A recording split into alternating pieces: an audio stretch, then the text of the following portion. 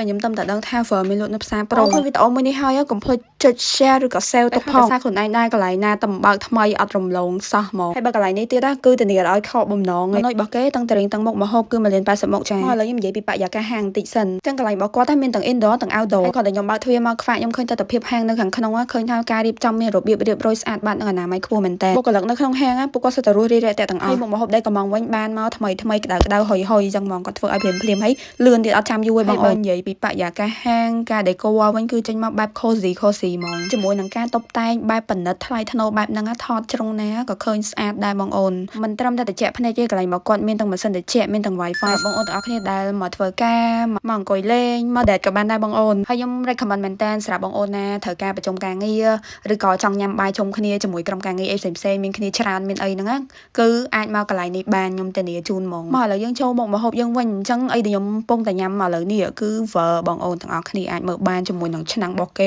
ដាក់ទឹកស៊ុបមកពុះខុចអញ្ចឹងអូ my god ខ្ញុំ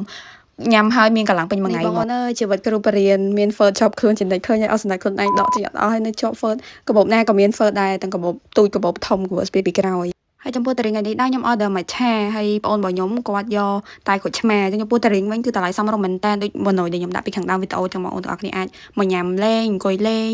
ឈៀលបានណាបងអូននិយាយភ័យប្រាប់ឈ្មោះហាងបងអូនទាំងអស់គ្នាចឹងហាងរបស់យើងឈ្មោះថាអាហារដ្ឋានមកគាត់នៅណាមិនដឹងទេតែបើថានៅព្រមនឹងមួយគឺពិបាករកម្ហូបខ្មែរញ៉ាំមែនតើតាមតែជួបហាងមួយនេះហេអត់និយាយលេងសើចទេណាម្ហូបគេគឺច្រើនមុខច្រើនម៉ាកខ្លាំងមែនតើហ្មងនិយាយរួមទៅបងចង់បានបែបលក្ខណៈកូកូក៏បានបែបលក្ខណៈទឹកក៏បានកាទៀវមីបបរសចាគឺគ្រប់មុខគ្រប់ម៉ូដហ្មងបងមកតែមកកន្លែងនេះគឺ all in one ហើយដែលកាន់តែពិសេសនោះគឺហាងរបស់យើងបើករហូតដល់ម៉ោង 2 យប់អញ្ចឹងបងទាំងអស់គ្នាឃ្លានស្មានណាក៏អាចមករកបានដែរខ្ញុំកាន់នៅដៃនេះមានឈ្មោះថាផ្លាទូម៉ាក់ខ្ញុំឆ្ងាញ់មែនតើបងបន្លែគេដាក់មក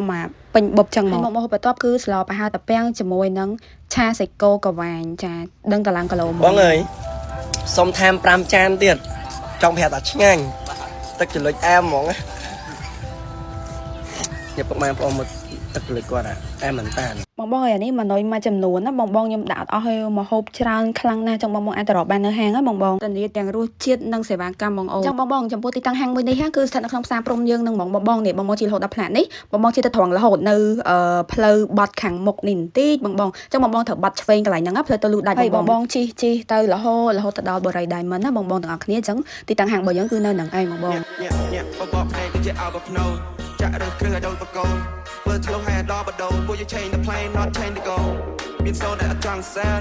I try more to do fair come find on my license នេះបងកន្លែងខ្ញុំស្កប់នេះរៀងលាក់ខ្លួនតិចហើយកន្លែងល្អអញ្ចឹងបើសិនជាអត់បានមកសាកទេនឹងស្ដាយក្រោយហ្មងឥឡូវឈប់កាត់ចាននៅកន្លែងញ៉ាំអីទៀតទៅកុំភ្លេចថេឬក៏មិនសិនមិត្តភ័ក្តិឬក៏មនុស្សពិសេសបងអ្នកទាំងអស់គ្នាធានាថាបានទាំងឆ្ងាញ់មាត់ហើយដឹងតែបានរូបស្អាតទៅវិញហ្មងជួបគ្នានៅអាហារដ្ឋានមកគាត់ពេជ្របាយ